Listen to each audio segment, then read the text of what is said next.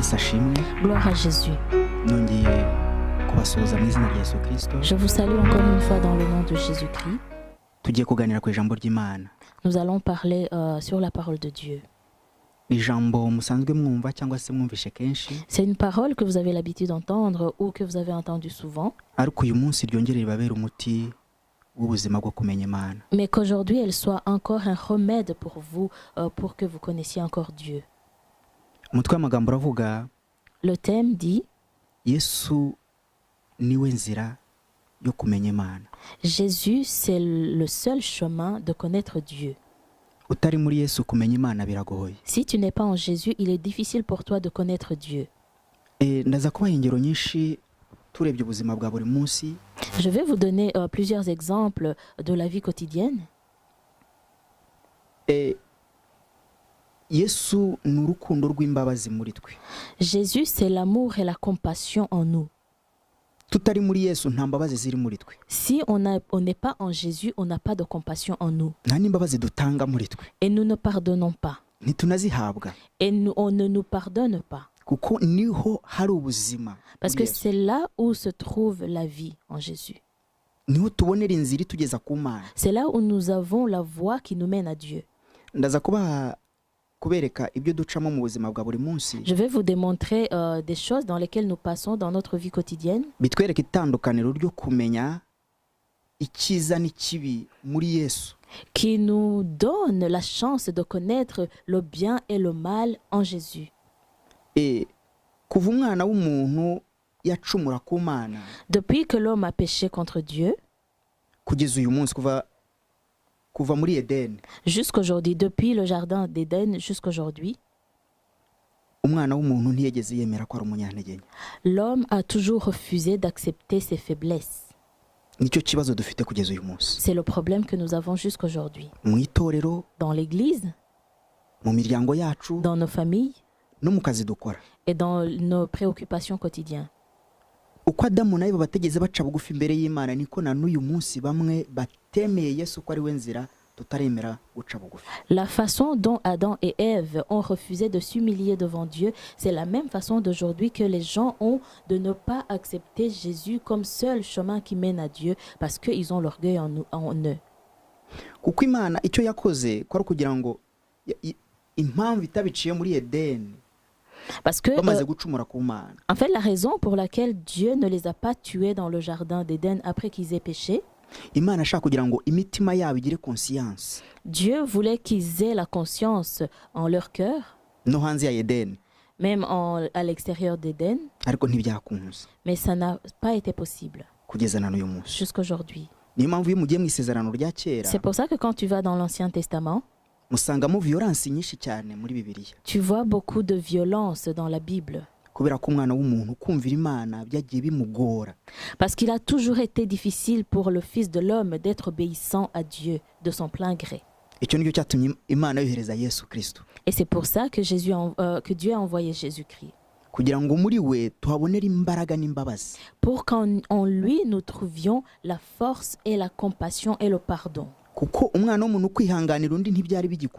Parce qu'un homme être compatissant ou être patient avec son prochain, c'était devenu tellement difficile. Jésus est venu. Et il a dit, je suis le chemin et la vie. Nul ne va chez mon Père sans que je ne l'amène.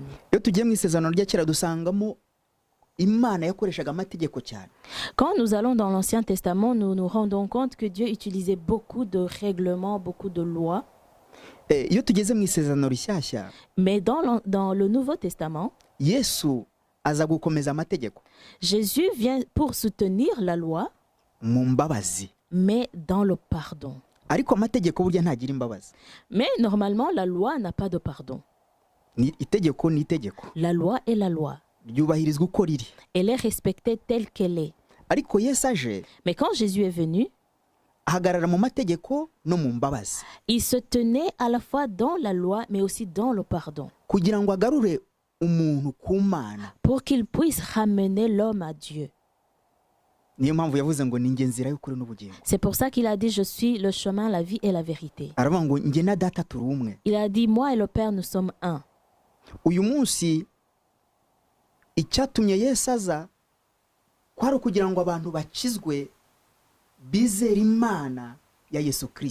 Aujourd'hui, la raison qui a amené Jésus, c'était pour que les gens se convertissent, les gens se répandent, les gens croient en Dieu qui a envoyé Jésus-Christ.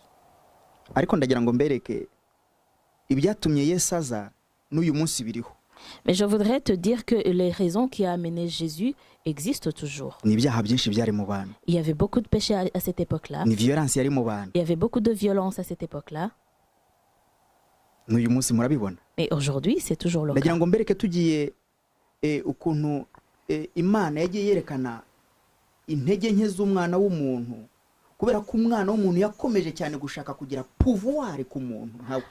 Et je voudrais vous démontrer comment Dieu a toujours manifesté la faiblesse de l'homme, parce que l'homme a toujours désiré être puissant, plus puissant que son prochain. Et c'est toujours le cas même au sein de l'Église. Quand Dieu a observé cela, il s'est dit je dois racheter l'homme. Même s'il ne m'a pas obéi, même s'il ne m'a pas aimé, mais moi je dois l'aimer. Dieu nous a envoyé Jean le Baptiste.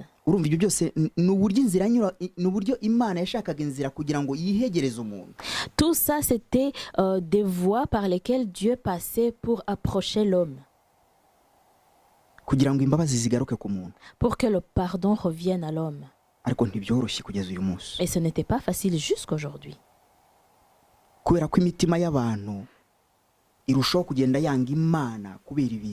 Parce que les cœurs des gens de plus en plus rejettent Dieu à cause des biens matériels. Regardez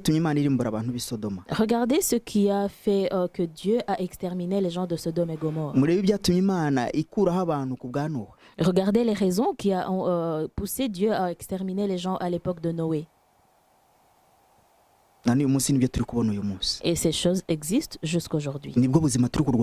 C'est la vie avec laquelle nous nous battons aujourd'hui. Jésus est venu mourir pour nous. Il a porté nos péchés pour que nous puissions être pardonnés. Combien ont cru en lui parmi nous? Dans ta famille, dans ma famille, dans le pays dans lequel tu résides. Combien ont cru en Jésus-Christ? Combien le combat aujourd'hui?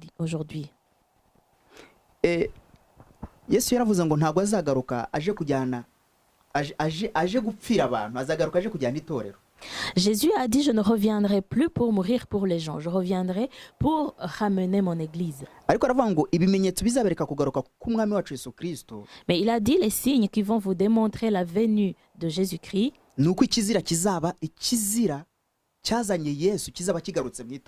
C'est que l'abomination qui a au départ a amené Jésus pour mourir pour nous, cette abomination sera revenue dans l'église. Je voudrais que vous regardiez aujourd'hui des choses qui ont amené Jésus pour nous racheter.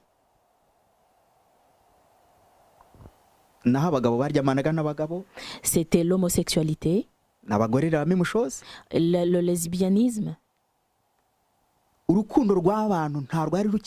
y avait plus d'amour entre les personnes. Il y avait beaucoup de combats par ici, par là. Il y avait beaucoup de haine qui était basée sur les tribus, les ethnies, les couleurs de peau. Et c'est ce qu'on expérimente aujourd'hui. Est-ce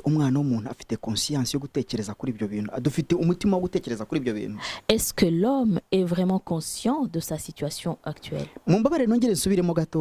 Permettez-moi de revenir en arrière.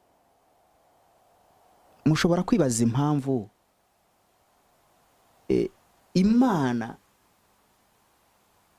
itahise yanga umuntu nubwo umuntu yayanze? Est-ce que vous pouvez vous demander pourquoi Dieu n'a pas immédiatement rejeté ou haï l'homme lorsque lui il a rejeté Dieu? Nuko Imana yashaka kugira ngo irebe ko wowe ugira kuyitekerezaho nk'uko yagutekerejeho. C'est parce qu'en fait Dieu attendait à ce que toi tu commences à réfléchir sur lui ou tu commences à penser à lui comme lui il pensait à toi. Uyu munsi iyo mfite amafaranga, aujourd'hui quand j'ai de l'argent, itanumva ko mfite byose. Je pense que j'ai tout ce qu'il me faut. Bimpermeta kuvuga uko nshaka. Ça me permet de parler d'une certaine manière. Bimpermeta kukuyobora uko nshaka. Ça me permet de te diriger comme je l'entends. Kubera ko mfite pouvoir y'ubushobozi bw'ibifatika kuri wowe. Parce que j'ai le pouvoir des choses tangibles plus que toi. Niyo mpamvu musanga no muri Bibiliya dusanga iyo turebye bisezerano rya kera dusanga umugabo witwa Nebukadinezar. C'est pour ça quand on regarde dans la Bible, il y a un homme qu'on appelait Nebuchadnezzar. Yari umwami. C'était un roi. Gukomera kwe n'ubuhangange bwe. Sa puissance byamuteye kumva ashaka gusa kwigaragaza nk'Imana imbere y'abantu. L'a poussé à vouloir être comme Dieu devant les gens. Agira ibigirwamana. Il a eu des idoles. Ategeka ko abantu babyubaha. Et il a ordonné à ce que les gens obéissent à ses idoles. Ntabwo nzi ibigirwamana biri mu buzima bwawe uyu munsi. Je ne connais pas des idoles qui sont dans ta vie aujourd'hui. Ariko ndagira ngo ngusabe ikintu kimwe. Et je voudrais te demander quelque chose. Rwanya ikintu cyose gishobora kurwanya Imana mu buzima bwawe. Combat tout ce qui combat Dieu dans ta vie. Kubera ko impamvu z'intambara ni ibyaha. Parce que la raison des conflits, c'est le péché. Nuko udaca bugufi. C'est le manque d'humilité. Nuko utubahana. C'est le manque de respect. Nuko udakundana. C'est le manque d'amour. Nuko udashyirana imbere. C'est le manque d'altruisme. Nuko numva ko hari icyo nkurusha. C'est de sentir que je suis mieux que toi. Nyamara Yesu we.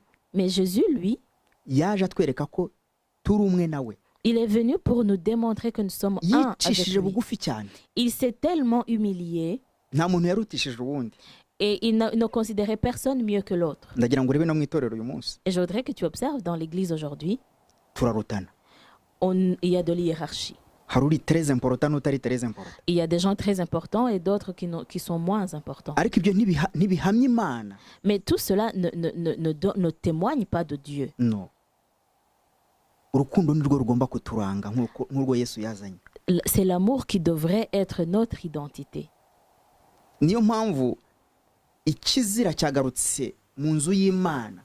C'est pour ça que l'abomination est revenue dans la maison de Dieu. Et aujourd'hui, on commence à diriger la maison de Dieu avec des lois. L'amour est devenu rare. Parce que ça devient comme un but lucratif. Ça devient une façon de gagner du respect dans la société ou des honneurs. Je ne vous demande pas d'honorer ou de respecter les serviteurs de Dieu où ils sont. Mais Dieu doit être le premier. Si tu respectes Jésus en tant que sauveur et Seigneur de ta vie, il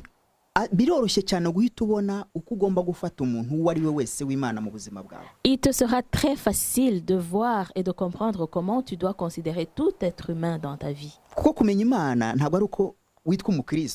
Parce que le fait de connaître Dieu, ce n'est pas le nom chrétien qui te le donne. Mais c'est ta façon de vivre en Christ. C'est ta façon de vivre avec les enfants de Dieu en Christ. Dans la chrétienté, il n'y a pas de loi. Mais il y a l'amour. Parce que c'est l'amour que Jésus nous a apporté. J'ai peur.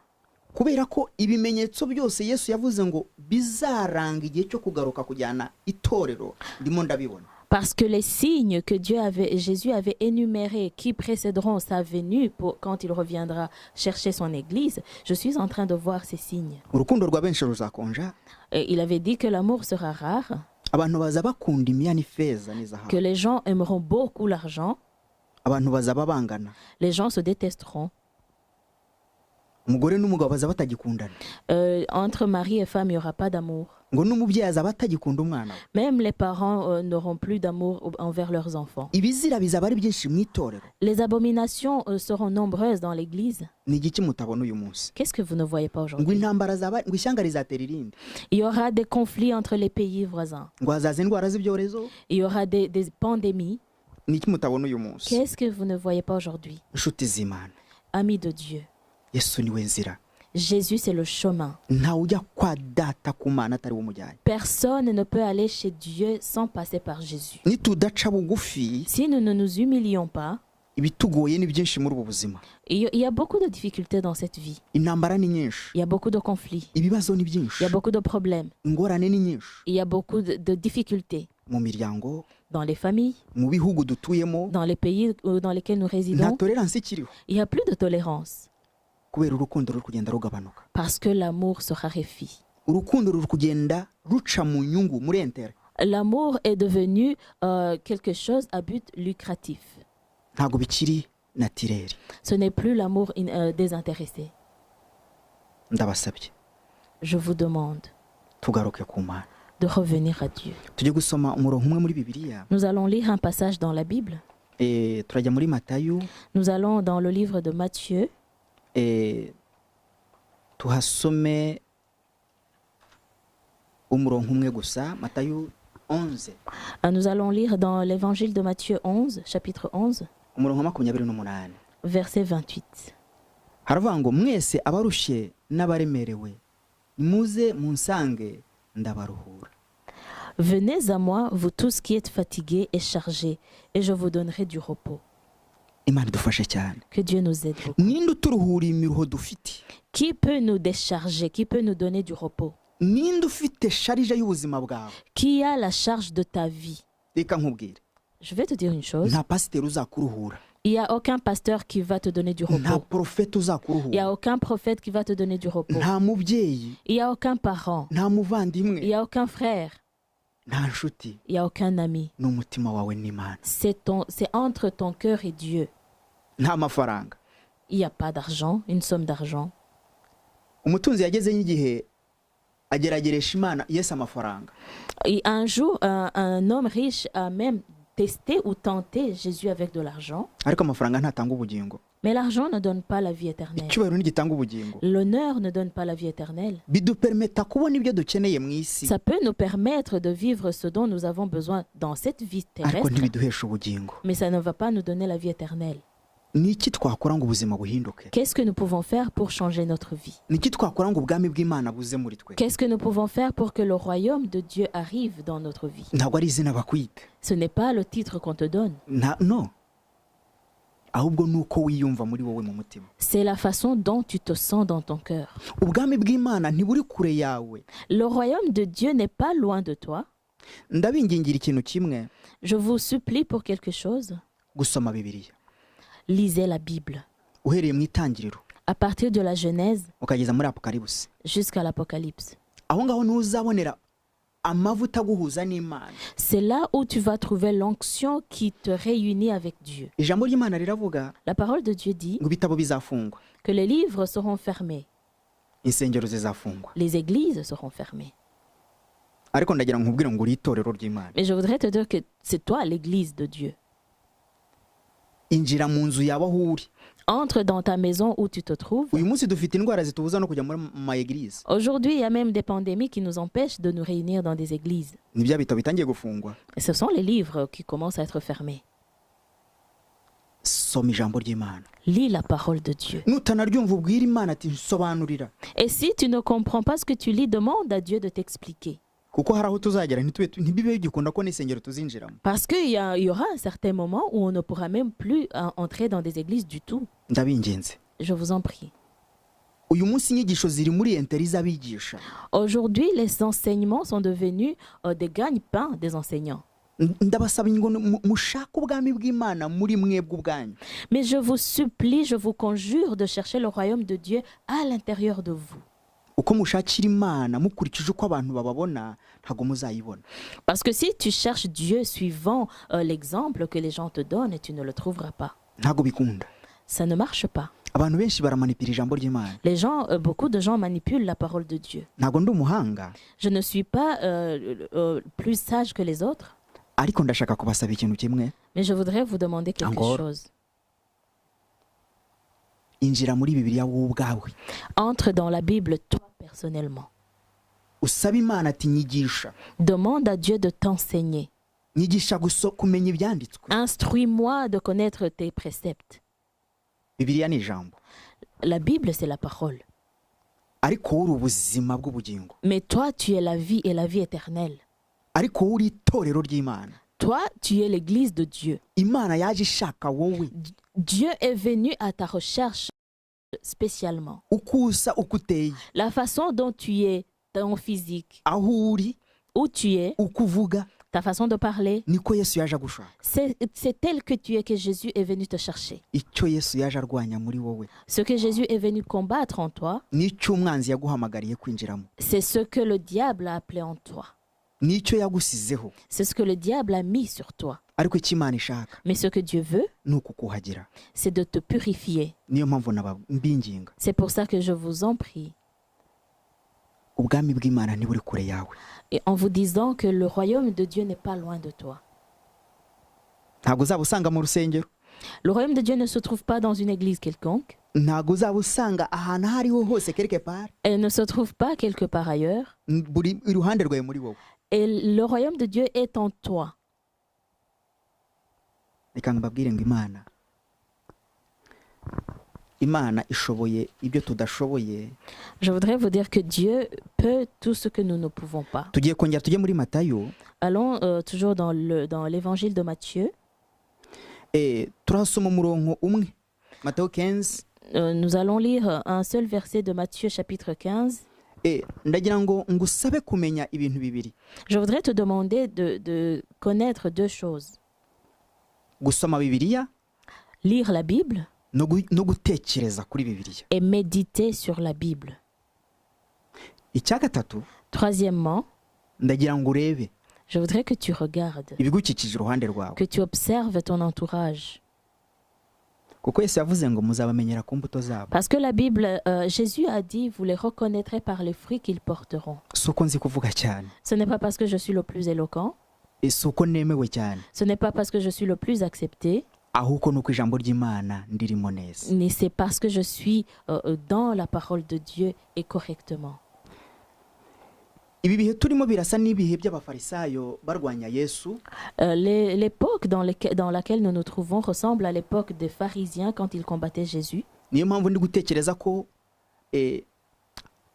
ibi bimenyetso birasa nk'ibimenyetso Yesu yavuze byo kugaruka kujyana itorero. C'est pour ça que j'insiste en disant que les signes que nous voyons aujourd'hui ressemblent aux signes que Jésus avait annoncés qu'ils précéderont sa venue. Reka dusome ku murongo wa 8. Nous allons lire le verset 8. Ubu bwoko bunshimisha iminwa ariko imitima yabo imbakure. Ce peuple m'honore des lèvres mais son cœur est éloigné de moi. Ngiki kibazo dufite. C'est ça le problème que nous avons. Dufite Imana mu magambo. Nous avons Dieu par nos paroles. Yewe n'izi ntambara ubona mu isi. Même les conflits que tu vois dans ce monde. Benshi bakoresha n'Imana. La plupart sont basés sur Dieu. Ils disent qu'ils protègent les gens. Ils disent que les gens de Dieu sont en train d'être tués. Et eux, ils tuent les autres.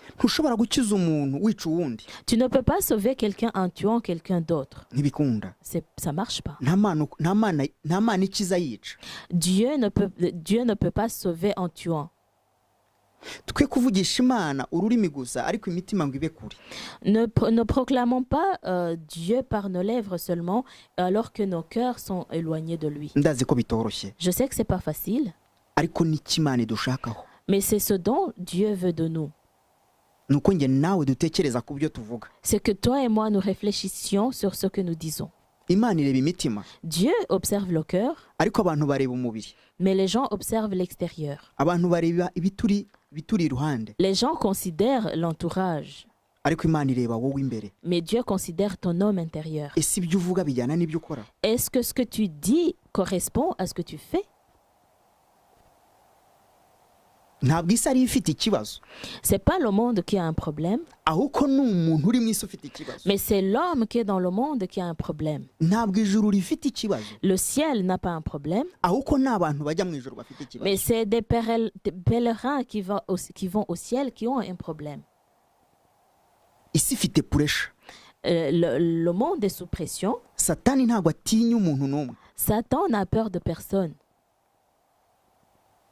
Est-ce que tu as le temps de combattre, de lutter contre Satan?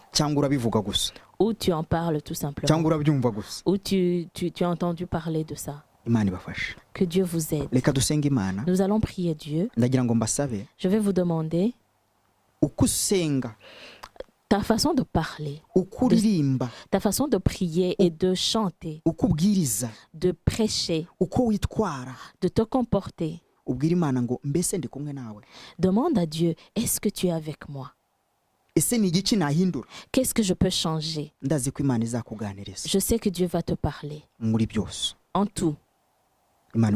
Que Dieu te bénisse. Éternel notre Dieu, je prie encore pour ton peuple. Nous sommes dans une époque difficile, mais je prie pour que tu sois bienfaisant envers ton peuple. Je m'humilie devant toi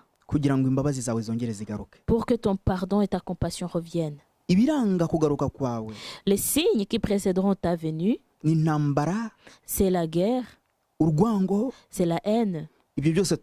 Et nous voyons tout cela aujourd'hui. L'orgueil, nous voyons tout ça aujourd'hui. Partout où nous sommes. Je te supplie, Seigneur, viens et donne la vie en nous. Viens et ferai un chemin. Viens et mets une fondation. Dans le nom de Jésus. Je te supplie. Pas parce que je suis saint, mais je suis dans le nombre des gens pour lesquels je prie. Que ta compassion soit sur nous. Dans le nom de Jésus. Sois bienfaisant envers nous. Quand tu viendras chercher ton église, que tu nous trouves encore dans ton chemin. Dans le nom de Jésus. Amen. Amen.